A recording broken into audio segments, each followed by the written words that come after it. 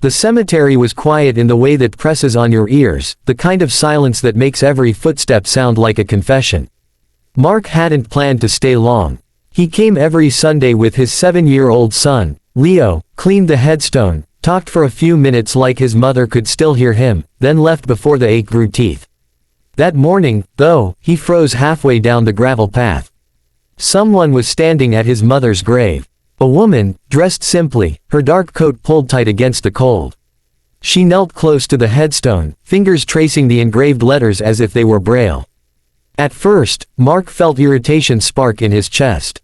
This was private, sacred. He'd spent years barely holding things together, raising Leo on a warehouse salary, and this small ritual was the only place he let himself fall apart. Then the woman bowed her head and whispered, "I'm sorry." The word carried, soft but heavy. Mark stepped closer. "Excuse me," he said, trying to keep his voice steady. "Can I help you?" She startled, turning quickly. Her eyes were red, not from the cold. For a moment she just stared at him, like she'd seen a ghost. Then her gaze dropped to the name on the stone, then back to his face. "You're her son," she said quietly. Mark nodded, suspicion rising. "Did you know my mother?"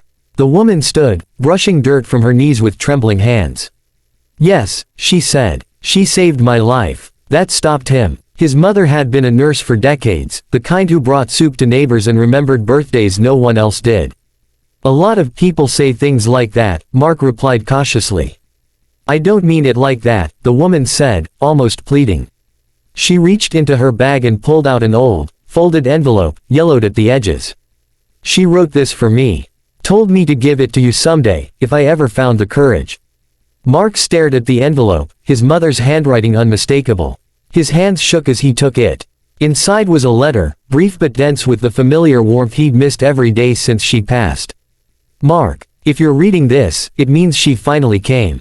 Please be kind to her. She's been carrying a burden that was never hers to hold alone. The truth may surprise you, but it doesn't change who you are or who I raised you to be. Love always, Mom." His throat tightened. "What is this?" he asked. The woman swallowed hard. "My name is Elena," she said. "Years ago, when I was 19, I was scared and alone. I gave birth to a baby boy. I wasn't ready. Your mother helped me through the delivery, and then helped me make the hardest choice of my life." Mark's heart began to pound. "What choice?" "She helped arrange a private adoption," Elena said, tears spilling freely now. "She promised the baby would be loved. That he'd grow up with someone strong and kind." The world tilted. Mark thought of Leo's crooked smile, his fierce hugs, the way he called him his hero. "You're saying?" "I'm saying Leo is my biological son," Elena whispered. "I didn't come to take him. I swear. I just needed to see the woman who made sure he had a life."